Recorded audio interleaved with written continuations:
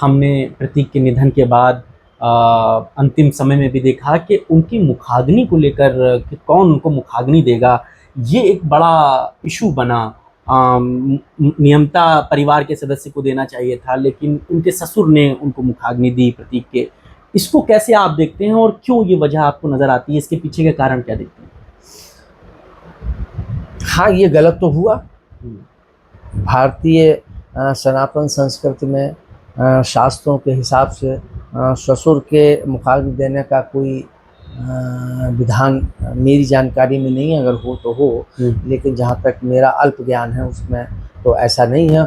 और ऐसे कोई दृष्टांत भी देखने को नहीं मिले।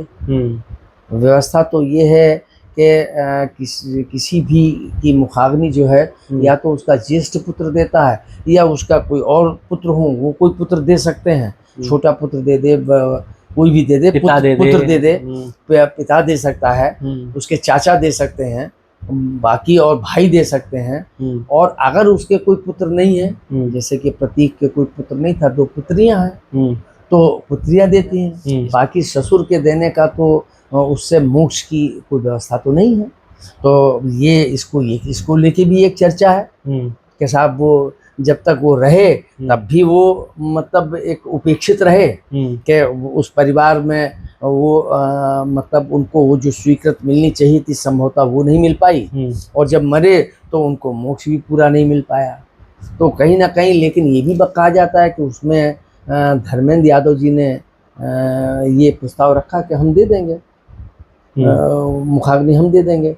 लेकिन फिर अरविंद बिष्ट को, जो उनके ससुर थे, उन्होंने ये कैसे निर्णय लिया, ये निर्णय कोई विधि सम्मत तो नहीं था, लिया गया। लेकिन मुझे लगता है कि फिर कोई ना कोई वहाँ आपस में सहमत बनी होगी या कहा गया होगा कि नहीं हम देंगे, तो फिर मुलायम सिंह के परिवार के लोग जो हैं वो पीछे हट गए होंगे, क्योंकि उसमें वो दखलंदाजी देना पसंद नहीं कर रहे होंगे कि भाई इसमें हम कंट्रोवर्सी, इस दुख की घड़ी में हम कंट्रोवर्सी क्यों खड़ी करें। अगर ये लोग ये चाहते हैं कि हम देना चाहते हैं तो आप दे लीजिए। तो उस विवाद को कोई विवाद न पैदा हो, मुझे लगता है कि शायद उससे हट गए। लेकिन ये चर्चा में रहा कि शायद धर्मेंद्र ने ये बात कही थी कि हम दे सकते हैं जब उनके कोई बेटा नहीं है, बेटियां छोटी हैं, नहीं दे सकती हैं। तो लेकिन उस पर सहमति नहीं बनी और फिर उनके ससुर ने दी। मुझे लगता है कि वो शास्त्र सम्मत तो नहीं है। चलिए, बहुत सारी चीज़ें आपने बताई, बहुत सारी बातें आपने बताई, और ये बात सीधे तौर पर समझिए कि मुलायम सिंह यादव जितने राजनीतिक तौर पर परिपक्व थे, जितने राजनीतिक तौर पर उन्होंने अपनी चीज़ों को दुनिया को दिखाया, पर्सनल लाइफ भी उनकी उतनी ही चर्चाओं में रही। एक शादी, दूसरा रिलेशन, फिर उस शादी को एक्सेप्ट करना। और जैसा गोस्वामी सर ने बताया कि ये भी मुलायम सिंह यादव की हिम्मत थी कि वो दूसरी शादी को उस लेवल पर आकर एक्सेप्ट करते, क्योंकि एनडी तिवारी का सर एक बड़ा एग्जांपल रहा। वो कोर्ट से हुआ, कितना मामला उसका बिखरा, कितना विवाद हुआ।